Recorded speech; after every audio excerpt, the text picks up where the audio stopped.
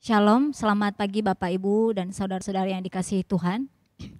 Kita bersyukur sekali pada pagi hari ini kita bisa diberikan kesempatan lagi oleh Tuhan untuk mau belajar kebenaran firman Tuhan.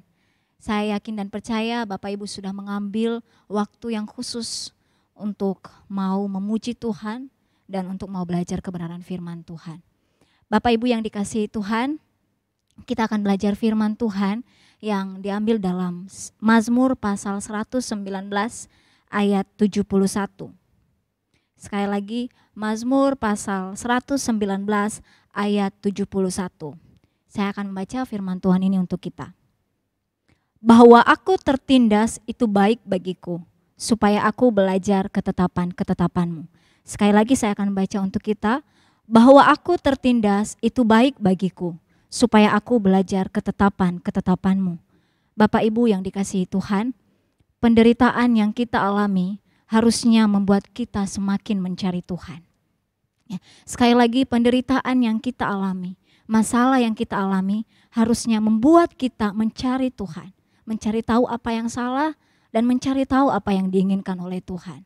Saudara, sebuah cerita, ya, ada seorang laki-laki yang harus dipenjara karena melakukan kesalahan. Awalnya dia adalah orang yang baik, orang yang rajin beribadah, orang yang rajin merenungkan firman Tuhan.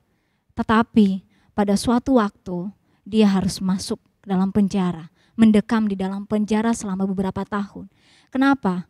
Karena suatu waktu dia marah sekali kepada istrinya.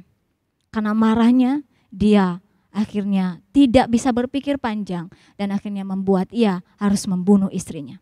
Apa yang terjadi selanjutnya?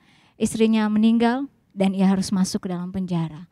Bapak Ibu yang dikasihi Tuhan, pada waktu dia masuk ke dalam penjara, hari pertama dia memberontak, dia tidak suka, dia tidak menerima kenyataan itu. Hari kedua, hari ketiga, seterusnya. 1 tahun pun berlangsung, dia terus marah. Di tahun kedua dia mengatakan kepada para orang-orang yang ada di situ, dia mengatakan kepada para polisi bahwa dia sanggup untuk membayar supaya dia bisa keluar dari tempat itu. Karena awalnya dia adalah orang kaya, ya, dia memiliki banyak uang dan dia mengatakan supaya dia bisa keluar dia akan membayar, dia akan memberikan uang suap untuk mereka. Tetapi Bapak Ibu yang dikasihi Tuhan, orang-orang yang di sana yang ada di penjara itu, para polisi tidak mendengarkan dia. Tahun kedua dia juga melakukan hal yang sama. Tahun ketiga dia juga melakukan hal yang sama, tapi tidak ada perubahan. Sama sekali dia tidak ada penyesalan dalam diri. Hingga di tahun keempat dia merasa dia sudah mulai tidak kuat lagi. Dia mulai kurus, ya. Dia sudah tidak sehat, dia sakit-sakitan. Kemudian dia mulai merenung, dia mulai mencari tahu. Dia mulai sedih sekali dan dia baru tahu bahwa ternyata ada satu yang hilang dalam dirinya. Seandainya dia tidak berada di penjara, dia mungkin sudah menikmati kebebasan di luar sana. Dia bisa jalan-jalan di luar sana. Tetapi hal ini justru membuat dia harus berhenti dan tidak bisa jalan-jalan lagi menikmati keindahan dunia luar. Kemudian Bapak Ibu dia juga mulai mencari tahu kenapa hal ini bisa terjadi. Dia mulai tahu bahwa kesalahan yang dilakukannya adalah dia telah membunuh istrinya. Selanjutnya dia mulai mencari tahu lagi kenapa dia harus membunuh istrinya. Dan dia baru tahu bahwa selama ini dia terlalu menikmati berkat Tuhan dan lupa siapa pemberi berkat itu kepadanya. Bapak Ibu yang dikasihi Tuhan, hingga akhirnya sebelum dia bebas dari penjara, dia mulai berdoa kepada Tuhan. Dia memohon ampun kepada Tuhan dan dia berkata, Tuhan ampuni saya atas kesalahan yang sudah saya lakukan dan sekarang saya mau mencari Tuhan. Mungkin ketika saya tidak mengalami ini, ya, saya mungkin tidak tahu bahwa saya lupa. Selama ini saya lupa dengan Tuhan. Bapak Ibu yang dikasihi Tuhan, dari cerita ini kita bisa tahu bahwa terkadang kita mengalami situasi-situasi sulit dan itu karena kesalahan kita sendiri. Ya. Dan itu membuat kita di awal-awal kita melakukan kesalahan, di awal-awal kita mengalami masalah. Ya. Kita mungkin tidak merasa bahwa itu karena kesalahan kita. Ya. Kita mulai mencari, ya, Tuhan di mana? Kenapa Tuhan tidak mempedulikan saya? Saya mengalami masalah-masalah yang seperti ini. Sepertinya Tuhan jauh dari saya. Saya selalu berdoa kepada Tuhan tapi sepertinya Tuhan tidak mendengarkan saya. Nah, kembali Bapak Ibu, firman Tuhan ini di dalam Mazmur 119 ayat 71 dikatakan bahwa kalau kita tertindas itu baik. Supaya apa? Supaya kita belajar ketetapan Tuhan. Saudara yang dikasihi Tuhan, firman Tuhan ini, ya ini ditulis oleh pemazmur dan kita tahu bahwa pemazmur di sini sangat memberitahukan, sangat menyatakan dengan sangat luar biasa di mana Tuhan itu begitu baik dalam kehidupannya. Tapi di satu waktu dikatakan bahwa selama dia di dunia ini dia mengalami banyak masalah, dia mengalami banyak tekanan.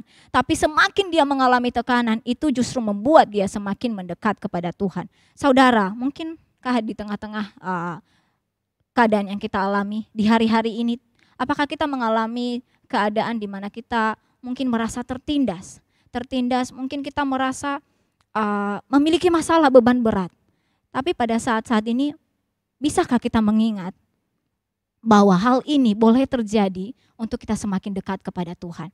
Saudara yang dikasihi Tuhan, mengalami penderitaan apakah itu baik? Itu benar baik. Supaya apa? Supaya kita tahu bahwa kita tidak bisa berbuat apa-apa. Bahwa kita hanya membutuhkan Tuhan. Saudara yang dikasihi Tuhan, kecenderungan manusia ketika sudah mengalami zona nyaman, manusia itu lupa untuk mencari Tuhan. Karena fokus untuk menikmati berkat Tuhan, lupa kepada siapa yang memberi berkat itu. Saudara, maka dari itu pada saat ini kita harus tahu, kita harus mulai mencari Tuhan. Ya, meskipun kita mengalami tekanan-tekanan yang sulit, ya mengalami masalah-masalah, tapi kita mulai belajar untuk mencari Tuhan. Karena pada saat itu kita mencari Tuhan, kita bisa tahu apa yang dikehendaki oleh Tuhan. Kita akan membaca firman Tuhan di dalam Mazmur pasal 119 ayat 67. Saya akan membacakannya untuk kita. Sebelum aku tertindas, aku menyimpang, tetapi sekarang aku berpegang pada janjimu.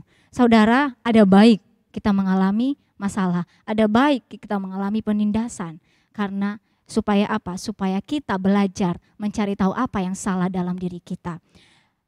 Segala sesuatu yang terjadi dalam hidup kita ini semuanya mendatangkan kebaikan. Karena Tuhan tahu dan percayalah semuanya itu mendatangkan kebaikan dalam kehidupan kita. Sebab di dalam Roma pasal 8 ayat 28, Roma pasal 8 ayat 28, Roma pasal 8 ayat 28 dikatakan, kita tahu sekarang bahwa Allah turut bekerja dalam segala sesuatu untuk mendatangkan kebaikan bagi mereka yang mengasihi Dia, yaitu bagi mereka yang terpanggil sesuai dengan rencana Allah.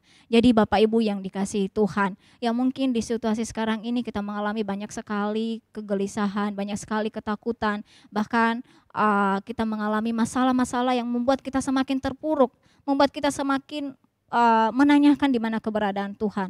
Tapi yakinlah bahwa segala sesuatu yang terjadi itu diizinkan oleh Tuhan dapat terjadi. Supaya apa? Supaya rencana-rencana Allah yang indah itu dapat terjadi dalam kehidupan kita. Jadi saudara, biarlah Tuhan tetap terus menguatkan kita. Biarlah melalui penderitaan-penderitaan yang kita alami, kita bisa mencari Tuhan, mencari apa yang diinginkan Tuhan, dan mau tetap berserah kepada pimpinan Tuhan. Biar Tuhan memberkati kita semua. Mari kita berdoa.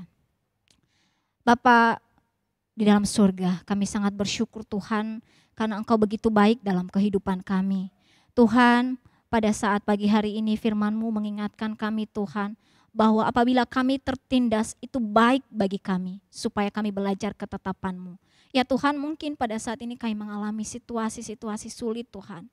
Kami merasa ditindas karena masalah-masalah yang kami alami. Kami merasa Tuhan jauh dalam kehidupan kami, ya Tuhan. Tapi pada saat pagi hari ini Tuhan, kami percaya bahwa semua ini boleh terjadi Tuhan, karena atas seizin Tuhan. Tuhan mau supaya kami semakin mendekat kepada Tuhan. Sesungguhnya Tuhan tidak pernah jauh dari kami. Sesungguhnya Tuhan tidak pernah meninggalkan kami. Tapi Tuhan mau supaya iman kami semakin dimurnikan, supaya kami semakin mau untuk belajar mencari Tuhan.